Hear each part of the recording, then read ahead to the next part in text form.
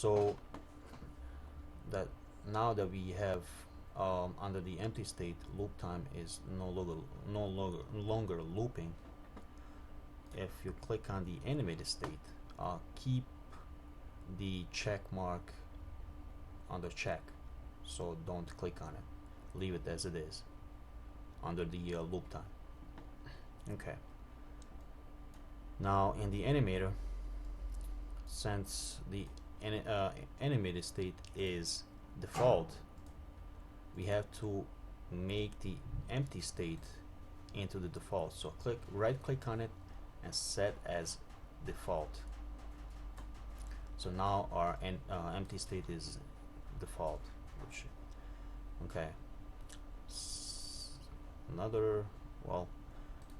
Next thing is right click on the empty state, make transition, drag the line or mouse over to the animated state, and right click on it to attach this line or bridge. If you click on this bridge, there under the inspector under your inspector, find conditions, and under that conditions you'll see exit time. This exit time choice, we'll have to add more choices to this, so we'll have to change this to Boolean. Okay, if you go back to the animator, I'm sorry, under the parameters, there's a plus icon here. You have float, int, bool, and trigger. If you click on bool, this is what we're going to work with, Boolean. Rename your bool into, let's say, open, is open.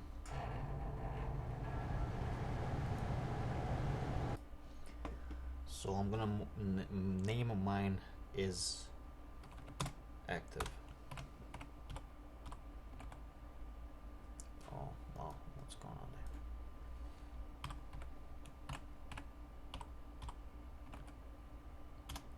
there? All right.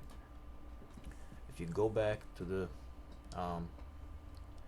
this line that we connected the empty and the animated state, if you click on that, under the conditions, click on exit time and switch it to is active, the state that we just named, and this state is true.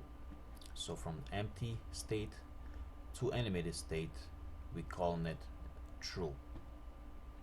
Now right click on the animated state and make transition again to empty state. Click on that bridge, under conditions, find is active and switch it to false. That's all. That is all for this animation. Okay, our next goal is to communicate to the animator to set our animations to true or false. We're gonna do that through JavaScript. So create JavaScript, name it something,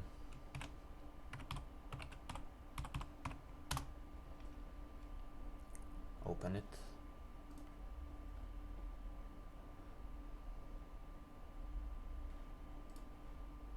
and function start we don't need. Okay, so first thing is to access the animator, I'm sorry. So public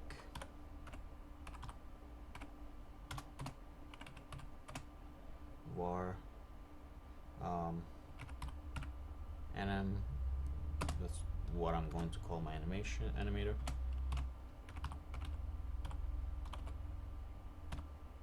Okay, so anim colon animator semicolon. If you save this, convert if you have to, if it asks you to do so, and click on image again, drag your script to the image, and where it says here anim, which is the animator. Now, don't get confused. This is the animator right here. Now, if you grab this animator and try to drag it to the animator slot, it won't do anything. What I found out is that the image that is being animated is what this is asking for. If that makes any sense. For a few days I didn't get it, but I mean, I kind of got it, but I still have questions. How is it that this is the animator and it's asking the image that has been animated? It's kind of, you know, confusing. It can get confusing. Okay, back to the scripting. Under function update, we're going to call this animator. So anim dot capital letters S set capital letter B bool in parentheses, and the speech marks in between the speech marks, call in your boolean that you have called or set in the animator. In my case is active. On the speech mark, after the speech mark, comma, space if you like, true. This will set the animator animation to true. If I click save and I go back to play, well, nothing's gonna happen because yeah, it will, because I did drag. I usually forget to drag the script to the image, so in this case I have it under the image, so it should play. As you can see, the animation plays non-stop. So I will show you how to make it to animate on the key, which is I'm going to bring in the if statement. So if parentheses input dot get key in parentheses key code dot q in my case,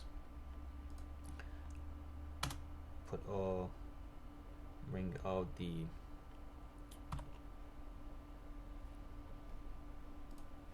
brackets, and in the between brackets have this line of code.